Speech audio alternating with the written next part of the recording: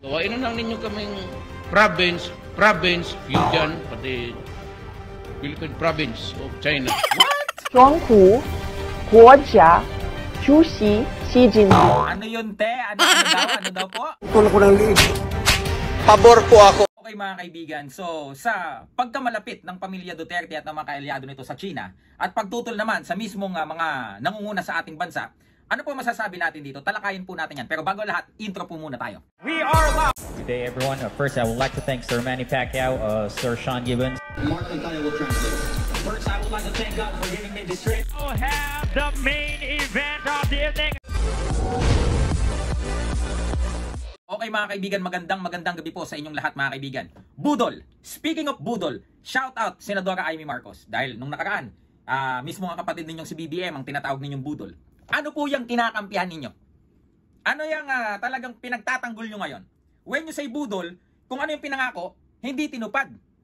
Eh ito, hindi na nga tinupad, kabaliktaran pa mga kaibigan. I remember, nung presidential debate mga kaibigan, nung kumakandidato pa lamang sa pagka-presidente, si dating Pangulong Rodrigo Duterte, natanong po siya, hinggil sa usapin sa agawan ng karagatan sa West Philippine Sea or yung South China Sea mga kaibigan. Sabi po niya, ang gawin ko, magsakay ako ng jet ski.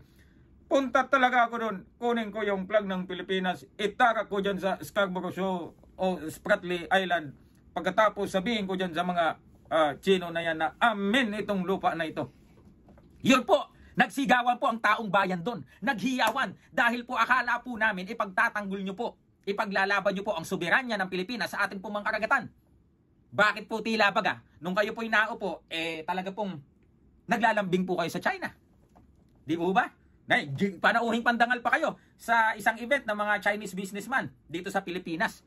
And ang hindi po talaga katanggap-tanggap dito bilang isang makabayang Pilipino mga kaibigan, ang inyong panawagan, sinabi nyo sa harapan nila, Pilipino po kayo, Pangulo ng Bansang Pilipinas.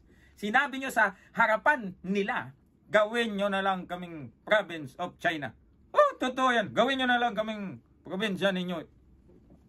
Natatawa na nga, pati yung mga Chinese coming from the President of the Republic of the Philippines, ganyan.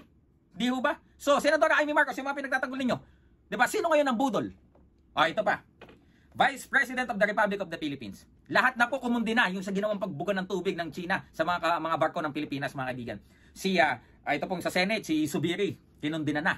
Ito po, sa Congress, si House Speaker Martin Romualdez, kinundi na ang China. Ang ating pong mahal na presidente, kinundi na ang China. Yung ating pong Vice President, hindi po nagsalita.